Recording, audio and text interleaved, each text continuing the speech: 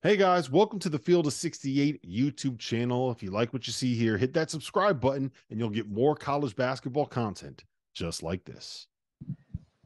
Meeting an Alabama team tonight that had lost 4 of 6 games heading into this tournament, had given up 117 points, 117 points to John Calipari in Kentucky, 105 points to Florida.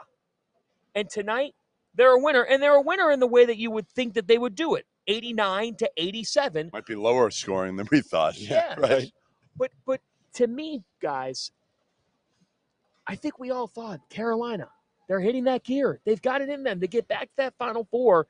And they just, the intensity that Hubert Davis spoke with during the telecast against Michigan State, he's like, where's my team's fire? Where's my team defensively?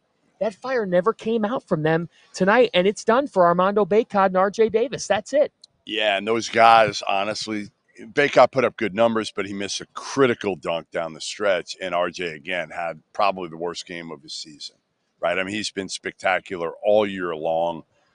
You know, I thought one thing that really shocked me was how much Hubert Davis played Paxton Wodrick down the stretch and had Elliot Cadeau on the bench. Yes. I don't understand it. Now, again, we were here courtside. We were kind of watching some of that game, so we weren't watching all of it. But and then Jalen Withers, you have him on the court. Aren't you going to roll with your top 5 guys down the stretch, Rob? Yeah, I mean, those are the guys who got you there. I get it. I get it to a point with Cadeau because what they were doing defensively was they just weren't guarding him. Right, we talked about it last year all the time with Andre Jackson, and we talked about it with Ty Rodgers. We call it dorking, right, where you dare the dork to shoot, and he hit a couple. But I think what it did was it messed up everything else that North Carolina was doing on the offensive end. And if you want to rely on Elliot Cadeau just standing out there and shooting threes and saying this is how we're going to try to beat them, like that plays into Alabama's hands and what Alabama wants to do defensively. So I get it to a point, but one, Jalen Withers taking that three at the end was a bad shot. Well, I get it, man. Like you can make them. You wanted your chance. You wanted your stardom, and at some point you kind of have to say, like, I respect that he had the balls to take that shot. Know your scouting report, man. Know who's on your team. He's open for a reason. Yes. He went down the other end, I think, and won somebody. He missed the rotation. He was late in the rotation that gave Grant Nelson the game-winning basket. Can we talk about Grant Nelson? Can we talk about the way Alabama built this team? Go ahead. Mark Sears, Ohio University. Aaron Estrada, Hofstra. Grant Nelson, North Dakota State. Those are arguably his 3 best players, right? Wouldn't you say? Those are his 3 best players. Is that going to be the blueprint now for teams? Hey, don't forget Nick Pringle. Yeah, Wofford and Dodge City. Yeah. And before you talk about the players, you brought this up in a great tweet tonight. How about the way that the Nate Oates era started? When that hire was made, dude, what were you thinking? I was going like this. What the hell is Greg Byrne doing scratching my head? We've gotten to know that staff pretty well at this point. And every single time that we saw them over the last 5 years, right, within the first 3 minutes of them seeing Jeff, it would be something along the lines of, hey, remember when you said that we weren't going to make it in Alabama? Hey, do you remember when he said that we weren't a good hire? Do you remember when he said that it was not going to work because it was a bad fit? What did Greg Byrne see in Can you apologize to Nate Oates? He saw fire. He saw a fiery dude, and he knew he needed that down in Alabama, and he saw a dude that ran a system that would be pleasing to the eye, that would be difficult to guard. You know, I mean, listen, give Byrne credit because, again, think about it. You got a Midwestern dude who had inherited a program. He was an assistant for Bobby Hurley at Buffalo, took over, did a great job. They beat Arizona in the NCAA tournament, and Greg Byrne was obviously watching that one because he was the AD at Arizona before he was at Alabama. And I just thought, like, I don't know how it's going to work down here. They can't even understand what the hell he's saying down here. But here's what I'll say. He got it going because he inherited enough talent from Avery Johnson. Remember, John Petty, Herbert Jones. He inherited some pretty good players, and they were able to get momentum quickly. He coached them up. Avery underachieved with them. Nick got everything he could out of them. They got momentum, and once you get momentum, it doesn't matter where you're from. No, and you look tonight, exactly. It doesn't matter where you're from. I mean, Aaron Estrada was a scorer at Hofstra.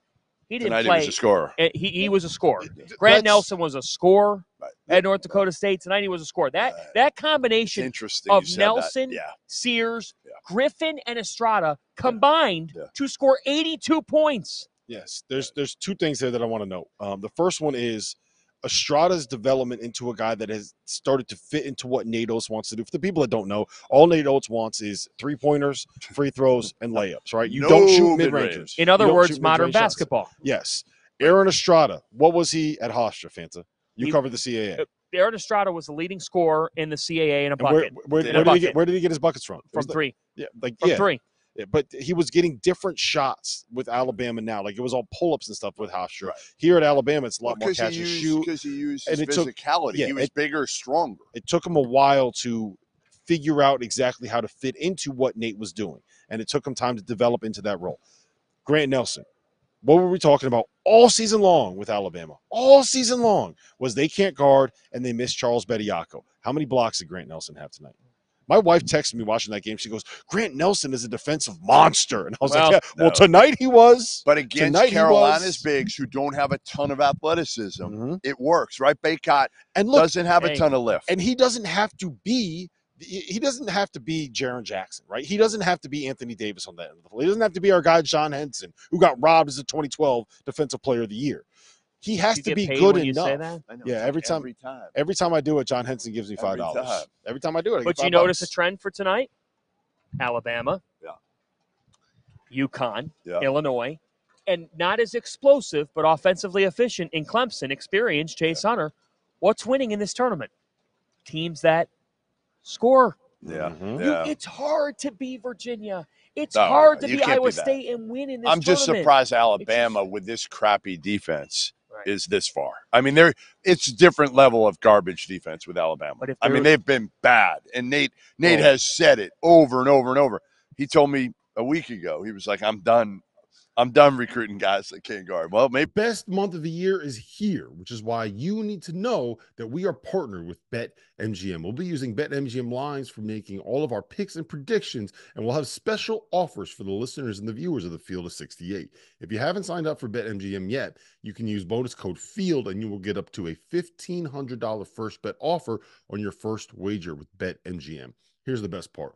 All you need to do is deposit and bet $10 of your hard-earned money to get it. This is what you have to do to make it work. Download the BetMGM app and sign up using that bonus code FIELD. Deposit at least $10 and place your first wager on any game. You'll get up to $1,500 in bonus bets if your bet loses. Just make sure you use that bonus code FIELD when you sign up. Most importantly, we have some fun stuff coming up for the rest of the NCAA tournament. Bet insurance tokens, college hoops odds boost, and the thing that I love the most, a nice little parlay boost, as well as a ridiculous array of prop bets for anything that you could possibly imagine betting on. From odds on getting to the Final Four to national championship futures, I'm calling it right now. BetMGM is the king of the prop bet. So go download the BetMGM app. Use that code FIELD and sign up today. And while I've got you, a quick request. The best way to support the Field of 68 content you get for free is to engage with us.